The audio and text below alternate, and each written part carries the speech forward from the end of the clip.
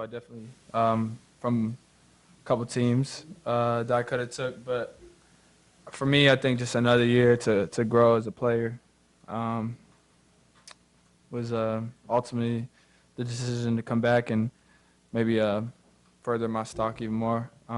But just excited to go at it again with this team and coach and one last go around. Does it help knowing that there's when there's so many new players, a couple of them have played either JUCO ball with like Duarte or Mhm. Mathis and Shakur have played a Mhm. lot of college basketball Yeah, before. yeah.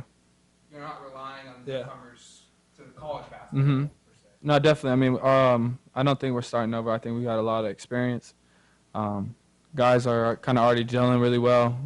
So it's going well right now, and I think this group is a lot farther than I would compare it to almost my freshman year. How quickly guys are learning and how quickly we're moving along. Well, why do you think that's the case? What's driving Um, that? I think. I mean, it could be a lot of reasons. Guys are gelling a lot better, paying attention more. Um, I mean, it's just a different group, and I think people are just following instructions more. Well, Peyton, who are some of the players that, maybe all of them stand out, the new ones, but two or three of the new ones maybe you could mention stand out, and that was Um, Anthony Mathis. yeah. How much has he grown since high school to play officially? Um, I mean, he's grown every year. I mean, obviously, me and Anthony living under the same roof growing up, so I've seen his progress every year. So for him, his shot has always been dynamic and one of the best shooters I've ever been around. Um, some of the younger guys, they've grown so much with Chandler, Luke, and CJ. They all have potential. Their ceiling's really high, and then Shakur just came here, but we're gonna need him to be a big energy guy, and then um, with Eugene and Eric, they'll sit out this year, but they'll be good for the team next year. You said one of the reasons you stayed was because you had some things you wanted to work on. Mm-hmm. What exactly have you been working on to help you take that next step? I think really just kind of tightening everything up, but I think this year, going into this year, I'm in the better shape than I was last year, even though how I finished it. I was in tremendous shape, I felt like, playing both ends of the court. But going into this year, I think I want to be even more dynamic on both ends and kind of being aggressive and leading that team how I did in the last 10 games. And I feel like it's going to be my main role this year. I got to be that aggressor and to push the tempo and all that. But really, that's kind of what, tightening things up and just keep on moving. How do you guys capture that vibe you guys had that last Mm-hmm. game of the regular season when you returned to play? It starts on the defense end, and I think it also starts with us leaders. Um, I think one thing I learned from last year is that you always got to be on. Not necessarily means hitting shots or anything, but your mentality. When they look at you, you got to be like looking ready to go. And so, I think everybody's preparation follows off of what those main guys do. You mentioned defense twice now, Mm-hmm. improving defense, and Francis touched on rebounding being Yeah. a point of emphasis for him. Is that going to be kind of a new emphasis to this team, is defense and rebounding? Definitely. I mean, guys got to find their niche, and I think for Francis, obviously being a big-time rebounder, that's gonna get him a lot of playing time, and ultimately, what this team needs is for him to have big rebounding games.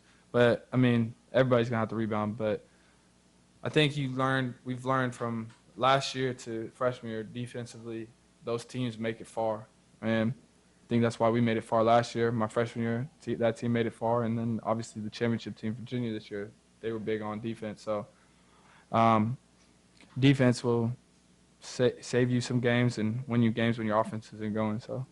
Well, last year you knew it was defense, Coach Pritchard's defense, but it wasn't until the last 11 games you held opponents that average under 55 points that actually happened. Mm-hmm. So they're going to hear it, but what is going to make it a reality? You think they're going to get there a lot quicker this year?